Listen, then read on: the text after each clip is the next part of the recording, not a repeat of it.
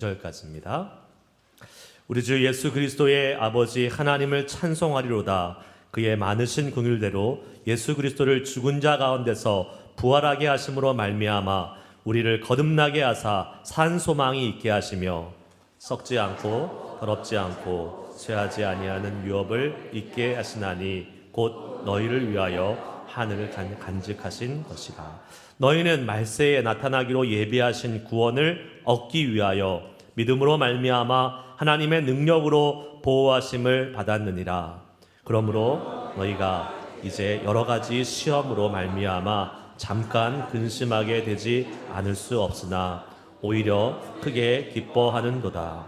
너희의 믿음의 확실함은 불로 연단하여도 없어질 금보다 더 귀하여 예수 그리스도께서 나타나실 때에 칭찬과 영광과 존귀를 얻게 할 것이라. 예수를 너희가 보지 못하였으나 사랑하는도다. 이제도 보지 못하나 믿고 말할 수 없는 영광스러운 즐거움으로 기뻐하니. 다 같이 믿음의 결국 곧 영혼의 구원을 받음이라. 아멘. 할렐루야. 주님을 찬양합니다. 우리 한번 오랜만에 또 하나님이 하십니다. 하나님 하셨습니다. 하하하하. 한번 인사하시겠습니다. 좌우에 계신 분 인사합시다. 하하하하 웃으면서 인사하시기 바라겠습니다. 한 번 더 인사할까요? 예수님이 부활하셨습니다. 한 번 더 인사합시다. 예수님이 부활하셨습니다. 아멘.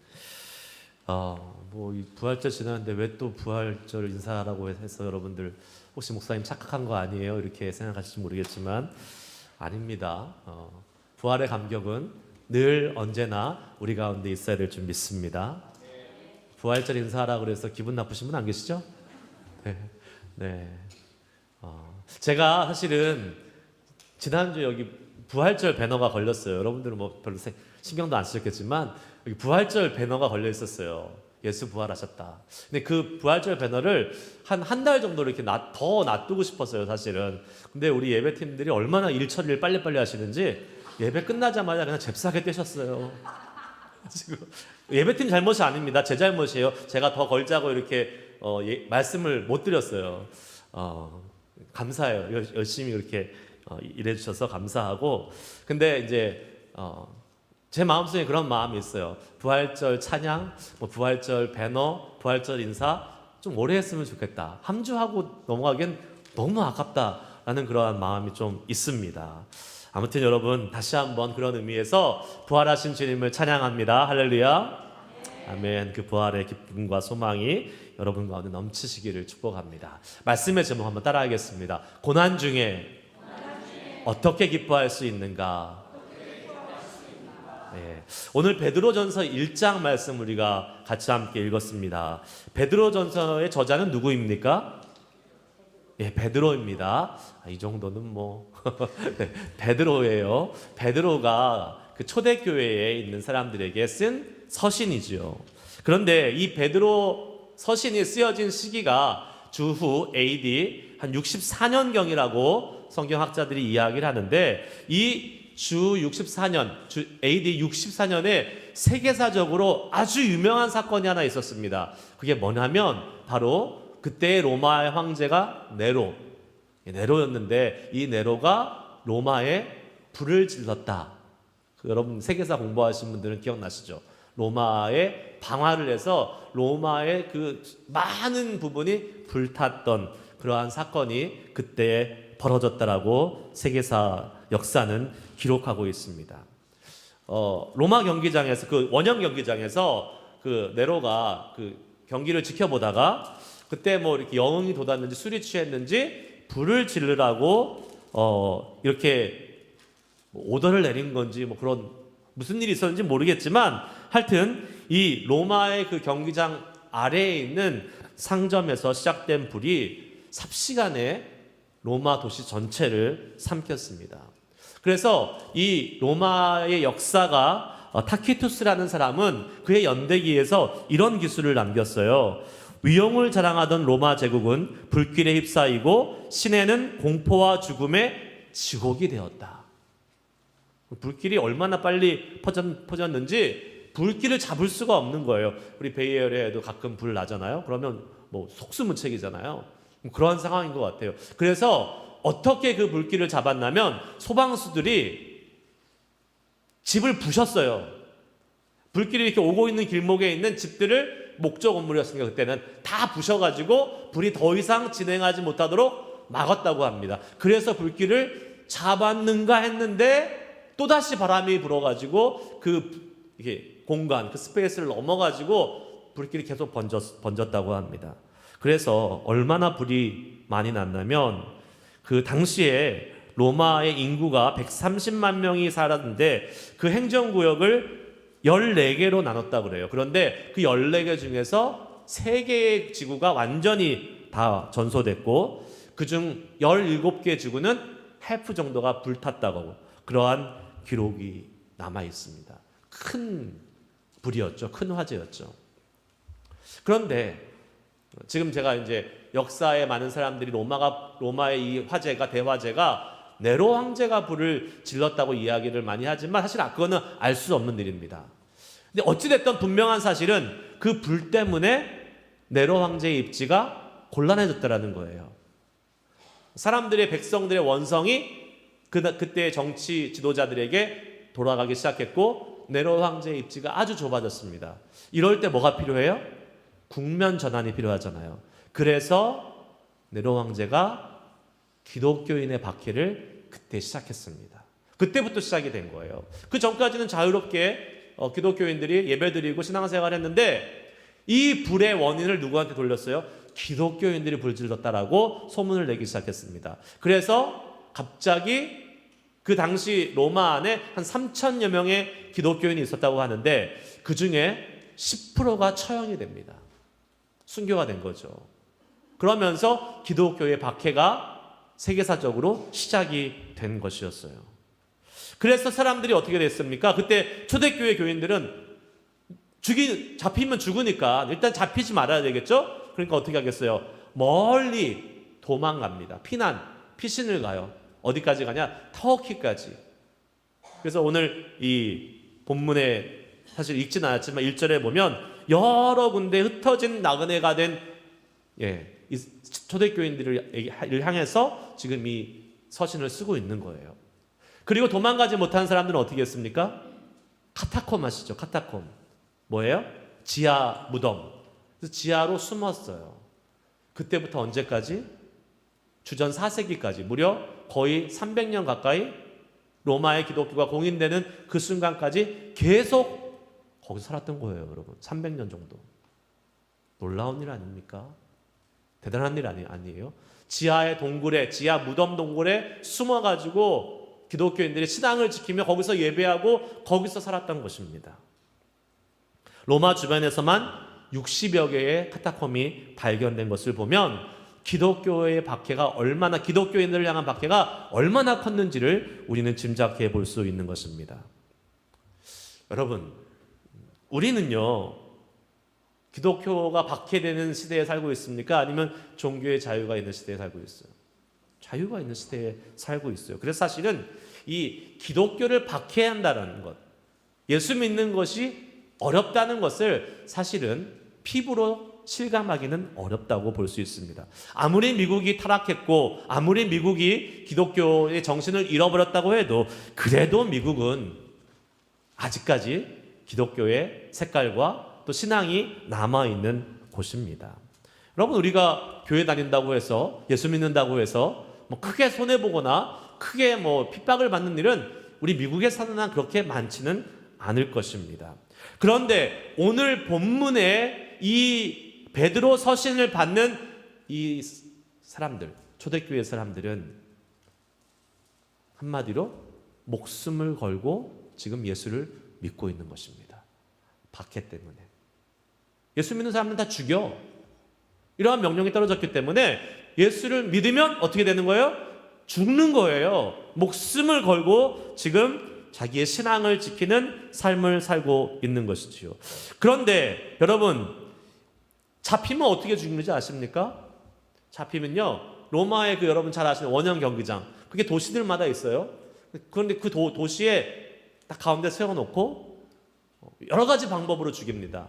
뭐 이렇게 사지를 묶어가지고 양쪽에서 끌어가지고 몸을 찢어서 죽이기도 하고, 아니면 그 검투사들 나와가지고 그 검투사들이 그냥 놀잇감으로 이렇게 칼로 죽이기도 하고, 아니면 가운데 세워놓고 며칠 굶긴 사자를 풀어가지고 그 사자가 막 쫓아다니면서 갈기갈기 찢어 먹도록 만들기도 하고, 사람들 앞에서 그냥 조용히 처형하는 것이 아니라 기독교에는 이렇게 죽는다라는 것을 만천하에 드러나며 그 끔찍하게 죽어가도록 만들었던 것이 당시 로마 제국하의 기독교의 박해였던 것입니다.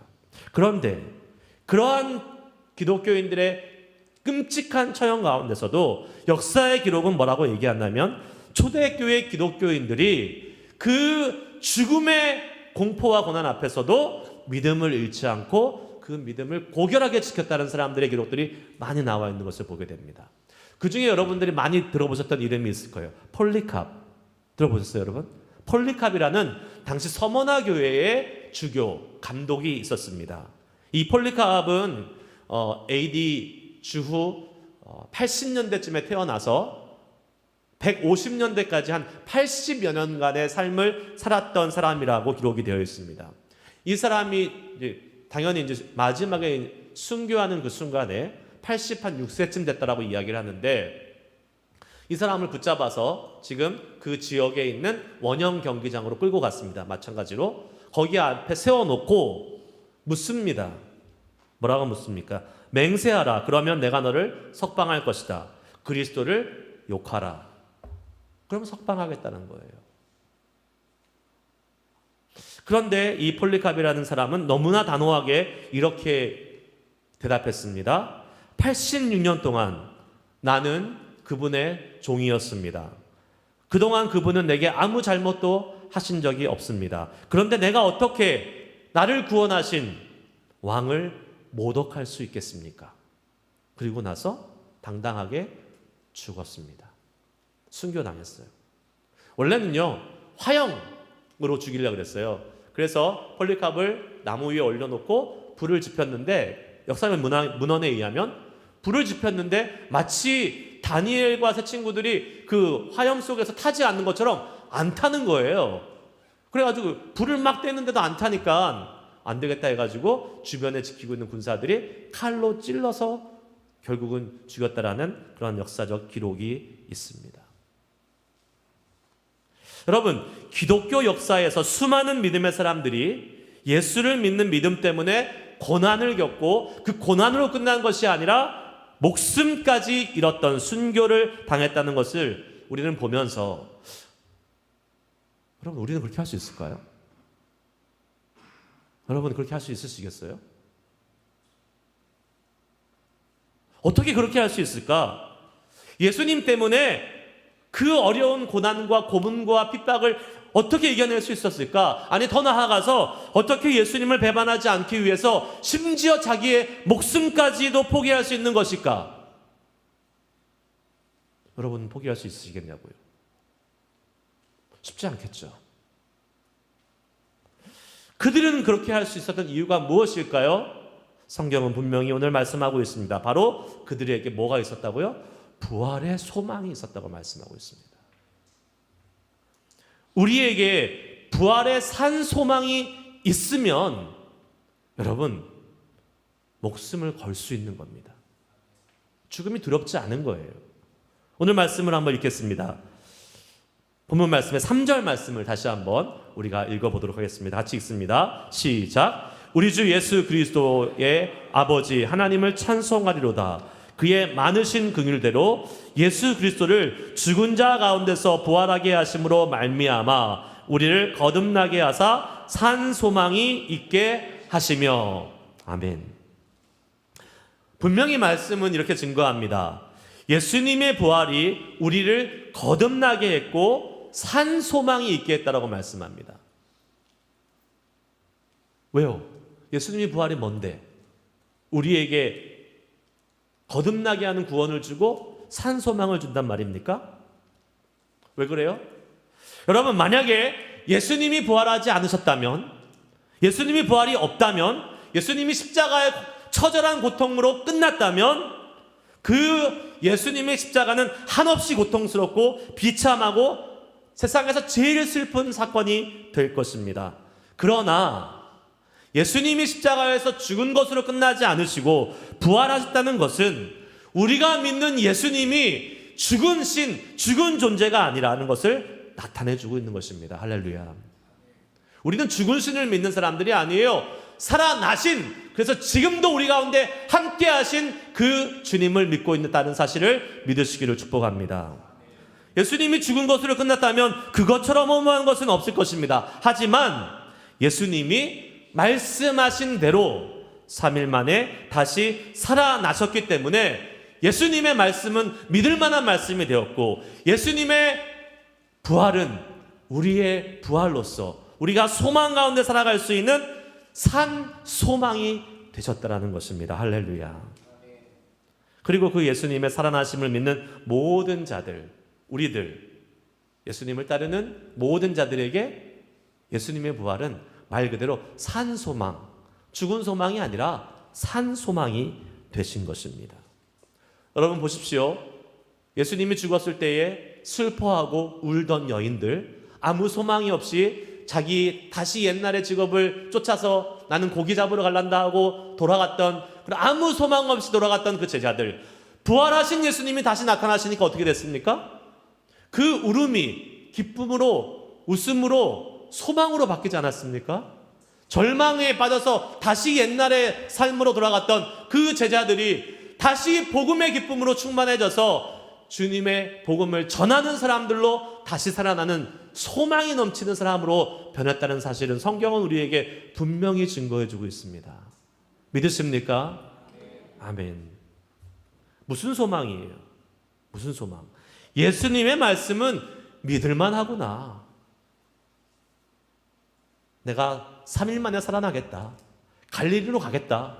그 말씀대로 살아나셔서 이루시는 예수님을 모습에 보고, 아, 주님의 말씀은 믿을 만한 말씀이구나 하는 소망이 생긴 거예요. 아니, 믿어야 하는구나 라는 확신이 생긴 것이지요.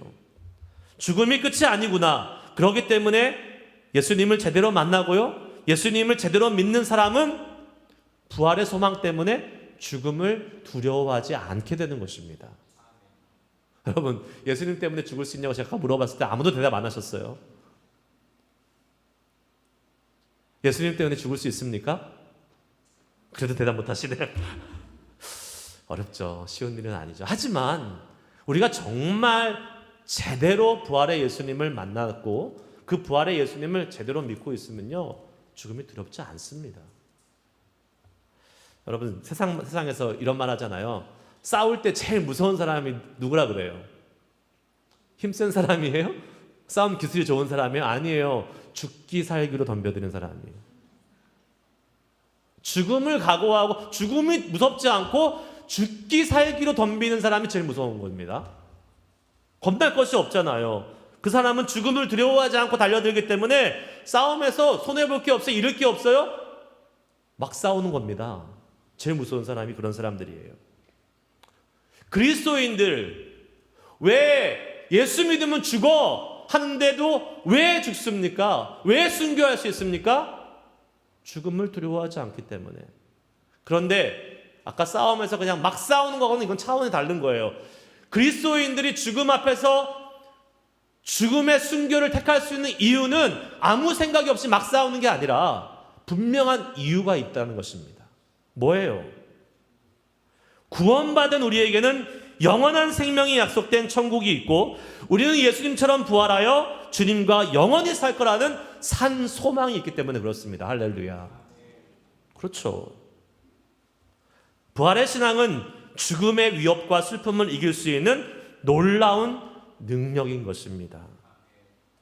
저는 그 부활의 소망이 오늘 예배드리는 저와 여러분에게 있기를 주의 이름으로 축복합니다. 그런데 여러분, 제가 지금 마치 저는 죽음의 위협 앞에서 죽음을 선택할 것 같은 그런 자신감을 가지고 이야기하고 있지만 저도 모르는 거 아니겠습니까? 저라고 두려움이 없겠습니까? 저라고 무서움이 없겠어요? 목사라고 대단한 사람입니까? 아니죠. 여러분, 제가 목사라고 지금 여기 서서 이렇게 큰 소리 치고 있지만 사실 저에게도 두려운 상황들이 있습니다. 없지 않습니다. 두려움이 찾아올 때가 많이 있어요. 목사가 제일 두려워하는 존재가 누구일까요? 네? 마귀? 아니, 틀렸어요. 목사가 제일 두려워하는 존재는 성도들입니다. 교인들이에요. 교인들이 제일 두려워요. 하나님을 제일 두려워해야 되는데 교인들이 두려울 때가 더 많은 것 같아요. 왜요? 교인들이 툭 하면 와가지고 삐지고 툭 하면 와서 교회 옮긴다 그러니까.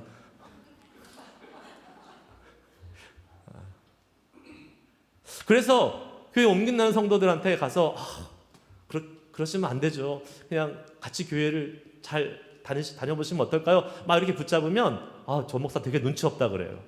이미 마음 떴는데 왜 저렇게 질척거리냐고 막 그럽니다. 그래서 또 가지 말라고 잡으면 어떻게 해요?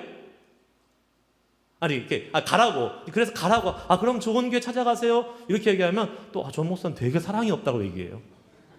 도대체 어느 장단에 춤을 추라는 거예요, 도대체? 그래서 제가 결심한 게 있습니다. 이래도 욕먹고 저래도 욕먹으면 내 마음대로 하자. 내가 하고 싶은 대로 하자. 그래서 제가 결심한 거는 사람들의 눈치를 볼 필요가 없구나. 하나님의 눈치만 보면 되죠. 하나님의 뜻만 구하면 되는 겁니다. 여러분, 목사는 사실은요, 참 두려움과 어려움이 많이 올 때가 있어요. 왜냐하면 여러분 보세요. 목사는요, 아침에 어떤 가정에서 새 생명이 탄생하면 가가지고 막 축하해주고 같이 기뻐해야 돼요. 그런데 저녁에 누가 돌아가시려고 그러면 가서 임종 예배를 드려야 되는 게 목사예요. 그러면 그 마음이 쉽겠습니까? 어렵겠습니까? 엄청 어렵죠. 이건 뭐 조울증 환자도 아니고 여기 가서 웃었다가 저기 가서 울었다가 그래야 되는 게 목사인데 어렵죠. 마음이 어려워요. 특히 어려움을 겪는 성도들의 아픔은 목사의 아픔하고 똑같은 겁니다. 목사가 그 아픔을 이해하지 못하면 그거는 잘못된 거예요. 제가 예전에 한번 말씀드렸잖아요. 제가 한국에서 저희 아버지가 목사님이신데 한국에서 이제 고3 때 대학 입시를 딱 마치고 그래서 나름대로 좋은 대학 갔잖아요. 근데 아버지가 하나도 안 기뻐하세요. 그때 저희 교회 고3이 10명이었는데 10명 중에 저만 붙었어요. 나머지 9명 다 떨어졌어, 대학에. 그러니까 아버지 붙었어요? 합격? 알았어. 그게 목사의 마음인 것 같아요. 안 기뻐요. 별로. 뭐 속으로는 기쁘시겠죠. 하지만 다른 9명의 성도들의 가정은 얼마나 마음이 아프겠어요. 그 마음이 그대로 보여지더라고요. 여러분, 여러분들 어려움 많이 겪지 마시기 바랍니다. 기쁜 일만 많이 있으시길 축복합니다. 마음대로 안 되겠지만. 그런데 여러분, 뭐 이게 목사의 문제겠습니까? 여러분도 마찬가지죠. 여러분이 더 힘드실 거예요, 어쩌면. 왜냐하면 여러분들은 성경적 가치관과 성경적인 진리를 기준을 가지고 어디에서 살아야 돼요? 세상에서 비성경적인 이 악한 세상에서 살아야 되기 때문에 여러분이 얼마나 많은 갈등이 있겠어요? 얼마나 많은 어려움이 있겠습니까? 힘들고 어려운 순간에 아마 많이 있겠죠. 근심된 순간이 많이 있을 겁니다. 여러분, 그때 어떻게 해야 됩니까? 힘들고 어려운 순간에 어떻게 해야 돼요? 힘을 내야 돼요? 힘을 내야 돼요? 아니요. 처음에는 정말 우리의 감정이 반응하는 대로 슬퍼할 수 있어야 돼요. 만약에 힘들고 어려운 일이 왔는데 너무 기뻐요. 빨리 병원 가보시기 바랍니다. 그럼 그 정신에 문제가 있는 거예요. 빨리 병원 가셔야 돼요. 힘들고 어려운 일이 다가오면 슬프죠. 왜 안 슬퍼야 돼요? 슬퍼야 돼, 울어야 돼요. 그런데 성경은 슬프고 어려운 거를 오래 하라 그랬어요? 잠깐 하라 그랬어요? 잠깐 하라 그랬습니다. 우리 믿음의 사람이 꼭 기억해야 될 게 이것입니다. 6절 말씀 같이 읽습니다. 시작. 그러므로 너희가 이제 여러 가지 시험으로 말미암아 잠깐 근심하게 되지 않을 수 없으나 오히려 크게 기뻐하는도다. 아멘. 맞아요. 어려움이 와요. 시험이 와요. 고난이 와요. 그러면 우리 근심하고 슬퍼할 수 있습니다. 믿음의 성도도 슬퍼해요. 목사도 슬퍼해요. 목사도 걱정합니다. 그러나 여러분 잠깐 하라 그랬어요. 왜요? 그 뒤에 더 놀라운 하나님의 뭐가 와요? 크게 기뻐하는 기쁨이 주님이 주실 거라고 약속하고 있기 때문에 그렇습니다. 아멘.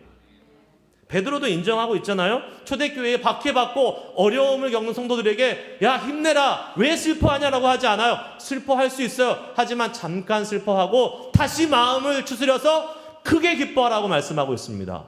어떻게 해요? 일단은 오래 근심하는 것은 하나님의 뜻이 분명히 아니에요. 오늘 말씀에 의하면. 그렇기 때문에 오래 근심해서는 안 되고, 그러면 우리가 이 근심된 마음, 슬퍼하는 마음, 고난 중에서 어떻게 이것을 이기고 빨리 기쁨을 회복할 수 있을까? 여러분, 우리에게 두 가지 태도가 필요합니다. 첫 번째는 그 시험을, 고난을 이길 수 있도록 우리 주님이 힘을 주신다는 사실을 믿어야 됩니다. 아멘.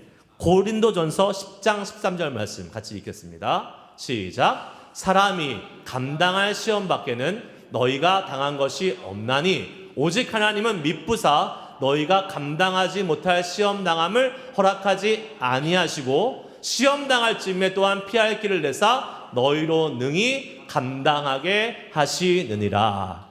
아멘. 믿으시죠? 아멘. 그렇죠. 여러분 여기서 뭐라고 말씀합니까? 하나님은 미쁘시다. 하나님은 믿을만 하시다라고 그랬어요. 믿을만 하신 하나님이 우리에게 골탕 먹이려고 야 너 진짜 힘들어봐라 고생해봐라 이렇게 시험과 고난을 주시지 않는다는 겁니다. 믿을만한 신실하신 하나님은 우리를 언제나 사랑하시고 우리를 향한 철저한 계획을 갖고 계신데 그 주님이 우리에게 고난을 주시고 시험을 주신다면 반드시 그 계획과 목적이 있다라는 거예요. 뜻이 있다라는 겁니다. 그리고 거기서 끝나는 것이 아니라 그 시험을 이길 수 있는 힘까지 주신다는 사실을 우리는 믿고 나아가면 고난 중에도 오래 근심하지 않을 수 있는 것입니다. 아멘. 시험을 그러면 어떻게 돼요? 담대하게, 고난을 당당하게 맞이할 수 있는, 맞설 수 있는 뭐가 생기는 거예요? 마음에 세상 말하면 배짱이 생기고 믿음이 생기고 담대함이 생기는 거죠. 그럼 작년까지 우리나라가요, 우리나라 그 축구 대표팀, 축구 좋아하시는 분들 월드컵 연속 몇 회 진출하신지 아십니까? 10회. 전 세계에서 이거 달성한 나라는 6개 나라밖에 없어요. 월드컵 축구에 10번 가까이 나갔어요. 근데 제가 아직도 기억이 생생해요. 제가 초등학교 어렸을 때 이제 그때 뭐 예전에 뭐 수십 년 전에 나갔다가 오랜만에 이제 처음 다시 이제 출전하기 시작했는데 그때가 뭐 80년대였나 그런 것 같아요. 나갔는데 한국에서는 잘하더니만 월드컵 나갔더니 완전히 동네 북인 거예요. 막 패스 미스도 하고 특히 골키퍼들이 막 그냥 아니 그렇게 말도 안 되는 실수를 하면서 뭐 골을 막 그냥 갖다 헌납하는 거예요. 왜 그런지 아십니까? 왜 그랬어요? 쫄아서. 세상 말로 쫄아가지고 마음이 그냥 쫄려가지고 어휴 저 유명한 선수들 세계적인 스타들 저 사람들과 같이 내가 어떻게 해? 이미 하기 전에 다 끝난 거예요. 근데 작년에 보니까 달라졌죠. 이젠 너무 잘해요. 너무 당당하게 기죽지 않고 주눅들지 않고 잘하더라고요. 세계적인 스타 플레이어들 막 상대편에 있는데도 막 그 앞에서 막 축구 기술도 부려가면서 너무 잘하는 거예요. 결국 16강도 막 올라가고 그랬잖아요. 왜 그랬습니까? 이제 우리나라 선수들도 많이 세계 무대에 가서 뛰고 있고 뭐 한국의 축구 팬들도 TV를 통해서 맨날 보는 사람이 그 사람들이에요. 이제 뭐 대단한 사람 같이 보이지도 않고 맨날 옆에서 보는 사람들과 같이 동네 아저씨들 같은 사람들과 뛰니까 마음이 어때요? 편해요. 당당해요. 그러니까 같이 붙어도 쫄지 않는 거죠. 여러분, 우리가 한마디로 정말 시험 앞에서, 고난 앞에서 우리의 마음이 쫄려서는 안 되는 것입니다. 우리의 마음을 무너뜨려서는 안 되는 거예요. 오히려 하나님, 물론 힘들죠. 하지만 하나님이 허락해 주시는 시련이기 때문에 내가 이것을 넉넉히 이길 것입니다 라는 마음을 가지고 당당하게 그 시험과 고난을 맞설 수 있는 우리가 되어야 될 줄 믿습니다. 또 한 가지, 이 고난을 잠깐 동안 경험하고 빨리 기쁨을 회복하기 위해서 필요한 것은 고난을 묵상하지 마시기 바랍니다. 고난을 묵상하면 안 돼요. 고난을 통해서 주님이 주실 은혜와 기쁨을 더 많이 생각하고 묵상하고 기도해야 돼요. 자, 기도할 때 하나님, 이 고난이 힘듭니다, 어쩌습니다 하고 내 고난의 상황을 쭉 얘기할 필요가 없어요. 왜요? 하나님 다 아세요. 그러면 이 고난을 넘어갔을 때 하나님 나에게 무엇을 하실 겁니까? 어떻게 하기를 원하실 것입니까? 제가 어떻게 하기를 원하십니까? 라는 기도를 하는 게 더 중요한 거예요. 그 고난을 가지고 계속 내가 내 입으로 또 그거를 얘기하면서 고난이 고난을 물고 또 고난의 고난 속으로 계속 빠져갈 필요가 없다라는 거죠. 고난을 통해서 주님이 주실 은혜와 기쁨이 있습니다. 그걸 더 묵상해야 돼요. 고난을 묵상하라고 주님이 우리에게 고난의 시간을 주신 것이 아니라는 것입니다. 자, 고린도후서 4장 17절 18절 말씀을 보겠습니다. 읽습니다. 시작. 우리가 잠시 받는 환난에 경한 것이 지극히 크고 영원한 영광에 중한 것을 우리에게 이루게 함이니 우리가 주목하여 보는 것은 보이는 것이 아니요 보이지 않는 것이니 보이는 것은 잠깐이요 보이지 않는 것은 영원함이라. 아멘. 당장 우리 눈앞에 와 있는 그 어려움, 고난, 환난, 시험, 이건 눈앞에 보여요. 하지만 그 고난 뒤에 있는 하나님의 영광과 기쁨과 은혜는 보여요, 안 보여요? 지금 안 보이죠. 그러나 사도 바울은 뭐라고 권면합니까? 보이는 것, 눈에 보이는 그것을 집중하지 말고 보이지 않는 것에 주목하라고 얘기하고 있습니다. 그렇게 되시기를 축복합니다. 여러분, 우리가 눈에 보이는 고난을 주목하지 말고 보이지는 않지만 반드시 하나님이 우리에게 누리게 하실 영원한 영광의 소망에 집중할 수 있는 우리가 될 수 있어야 될 줄 믿습니다. 그것이 뭐예요? 그렇게 하는 믿음이 뭐예요? 금보다 귀한 믿음인 거예요.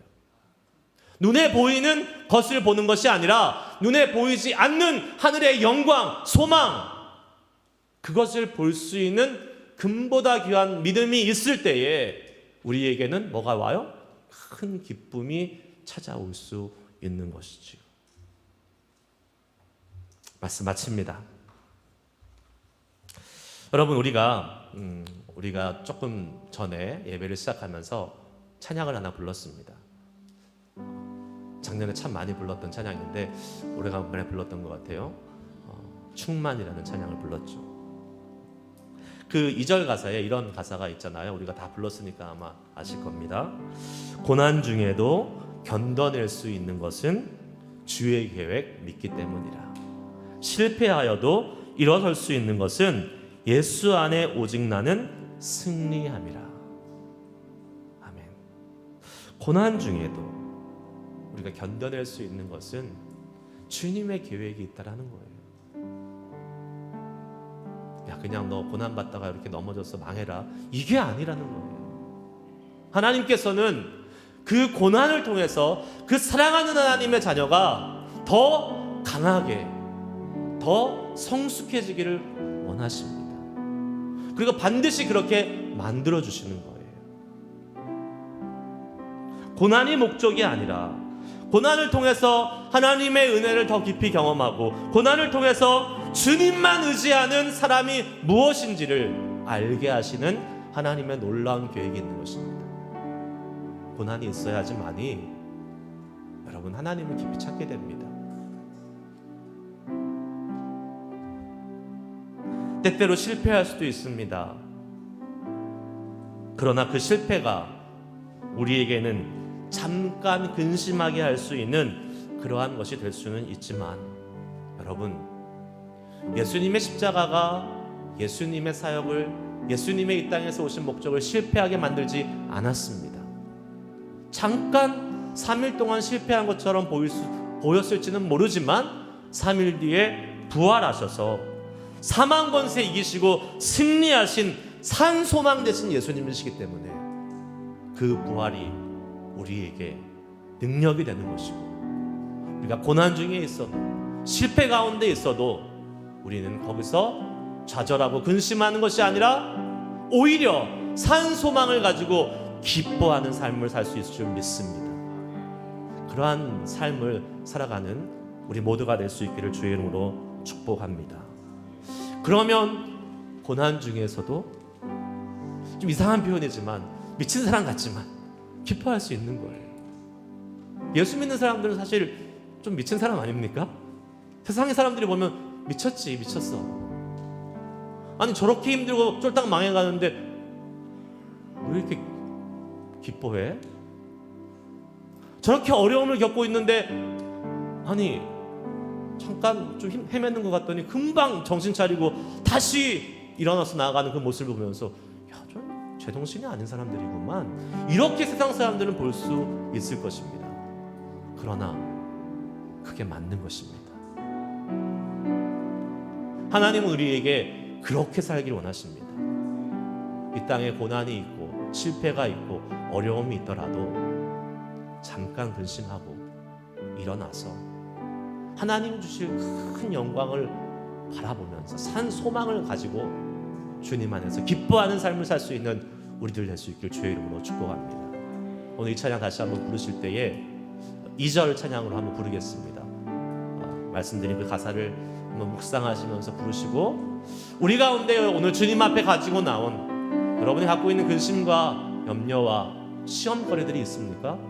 다 내려놓고 주님, 그것을 묵상하고 그것에 얽매여서 낙심하고 근심하고 있는 자가 되지 않게 하여 주시고, 하나님 다시 빨리 소망을 갖고 주님 안에서 기쁨을 회복하며 나아갈 수 있는 우리들 되게 하여 주시옵소서. 그러한 믿음으로 이 찬양 부르시고 한번 기도하실 수 있는 시간 될 수 있기를 소망합니다. 한번 같이 찬양하시겠습니다.